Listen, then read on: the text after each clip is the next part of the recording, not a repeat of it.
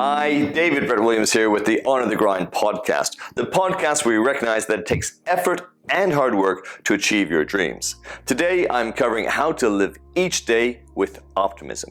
In this podcast, I will present the benefits of optimism and 3 steps you can take to think more optimistically on a daily basis.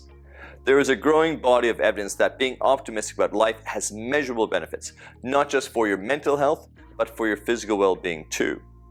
Scientific studies have shown that as you become more optimistic, your life will improve in all sorts of ways. You're even likely to have a longer life just from being more hopeful and positive. Among the many benefits of being optimistic are, optimists are healthier. Optimists not only rate their own health and well-being as better, but studies have also shown that optimists have better mental and physical health than pessimists. In a study of the effects of positive psychological well-being, optimism was found to be the most significant predictor of improved heart health. Optimists also have lower blood pressure and cholesterol, and a lower risk of developing heart disease. But it doesn't stop there. Optimists live longer. A study by the University of Pittsburgh found that of the 100,000 women studied over 8 years, optimists were less likely to die from any cause than women with a more pessimistic outlook. This was confirmed by a later Harvard study that showed that women who had a positive outlook had a much lower risk of dying from serious illness. And when I say much lower risk, I am talking about nearly 30% less. Optimists are happier. A bit of a no-brainer, as it might seem obvious that an optimist would be happier than a pessimist. But it has been shown that optimists are not just sunnier in their dispositions, but they are measurably happier in their relationships, their jobs, and in life in general. They deal better with stress, are more resilient in bad times, and produce less cortisol. That's the stress hormone that leads to inflammation and a lowered immune system. Optimists have smoother career paths. Researchers from Duke University found that the optimistic MBA graduates they studied were more likely to find a job, earn a higher starting salary, and have more frequent promotions than the pessimists in the group. Optimists also deal better with the negative feedback, seeing it as an opportunity to improve and to increase the chance of promotion in the future. Now, when I found that one, it surprised me. Being optimistic is the key to a smoother career path. If the health and happiness benefits don't win you over, then the monetary one might. Optimists roll with the punches. Life's adversities do not crush an optimist. They remain hopeful about the future. Optimism helps you deal with whatever limiting beliefs you have developed and shows you a way out. Being positive about life's possibilities means you focus on what you can do. This boosts your confidence and makes you more likely to look for constructive solutions. It stops you feeling stuck or at the mercy of other people. When you're optimistic, you know you can do it.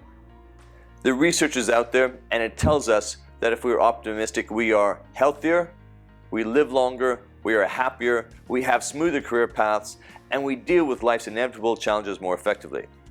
Logically, we should all jump on the optimist bandwagon and stay on it. And chances are you knew that before hearing those 5 compelling reasons to be optimistic. Then why aren't more people optimistic if we know the benefits? Maybe it is because they don't know how to train their brain to think optimistically. And that is what I want to dip into now, because you can absolutely reset your mindset to think more optimistically.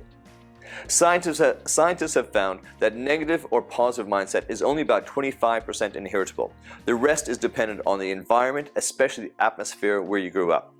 I want to repeat that. Your disposition, your preference towards optimism and positivity or pessimism and negativity is only 25% genetic or inherited.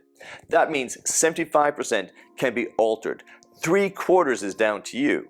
No more excuses that this is just the way I am. But not surprisingly, loving, supportive families are inclined to encourage optimistic children, while tense, dysfunctional families create children with a pessimistic view of the world. But growing up in difficult circumstances doesn't condemn you to a lifelong pessimism. You can choose to develop optimism, and there are some excellent reasons to do just that. Like I said earlier, research shows that being optimistic pays off in better health, greater resilience to stress, more career success, and even a longer life. And it's not that hard to start building your optimism muscles right now. Here are 3 simple strategies to help you train your brain to be more positive. You can work on your self-talk. Now, self-talk is your internal dialogue. It's influenced by your subconscious mind, and it reveals your thoughts, beliefs, questions, and ideas. Self-talk can be both negative and positive. It can be encouraging and it can be distressing. As you've probably figured out by now, much of your self-talk depends on your personality. If you're an optimist, your self-talk may be more hopeful and positive. The opposite is generally true if you tend to be a pessimist. Getting stuck in a rut of negative self-talk is easy. So many of our negative beliefs, especially self-beliefs, were laid down in early childhood. They've become part of the background, so much so that you might not even realize you're doing it.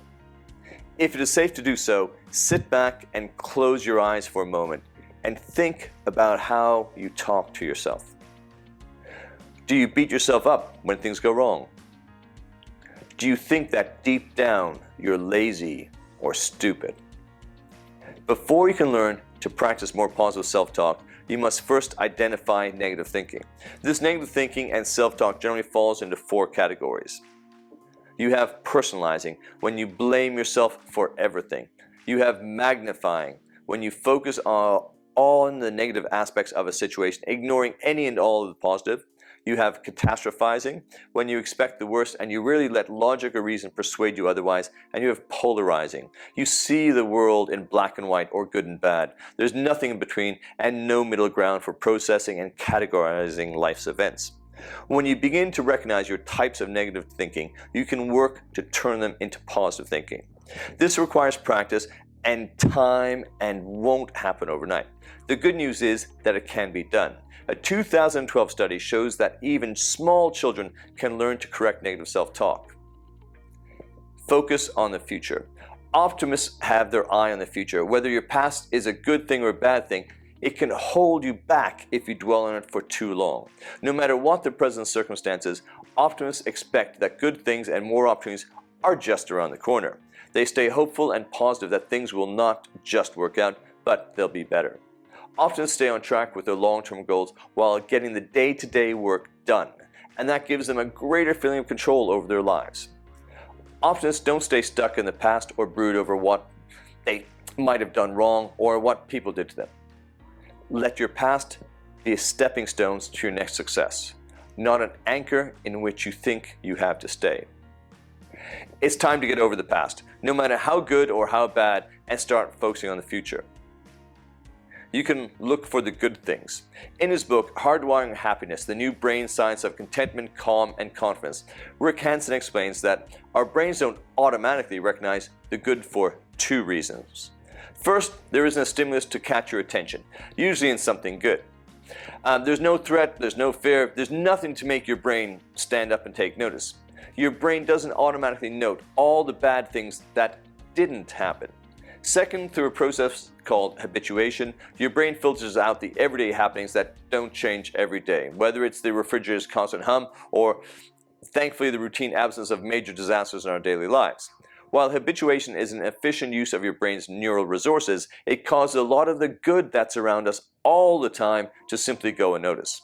According to Hanson, to counteract the brain's natural tendency, we have to look for, put emphasis on, and create good experiences. To do this, you have to become aware of what good is present in your life and make the thought an embodied experience accompanied by good feelings, sensations, desires, and actions.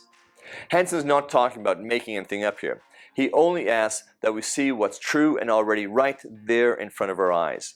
It's a simple shift in perspective. Noticing the good doesn't mean denying the unfortunate realities. It means choosing to focus your attention on anything that could yield a positive experience. You can train your brain to be on the lookout for the good things in your life, big or small. Being grateful for what you have now makes you more able to expect and receive good things in the future. Being grateful brings more positivity into your life and diffuses dissatisfaction. The demon of pessimism is getting defeated. Face up to the many compelling reasons why you should turn pessimism into optimism. But are you up to the challenge? If you are, then you have 3 ways to shift your mindset to positivity, and it will take dedication and discipline. Those 3 ways were: work on your self-talk, focus on the future, look for the good things. If you want ongoing support in this journey, then look on my website. There is an absolute ton of material on mindset, and you can register for the free webinar too. Until we meet again, get out there each and every single day and be outstanding.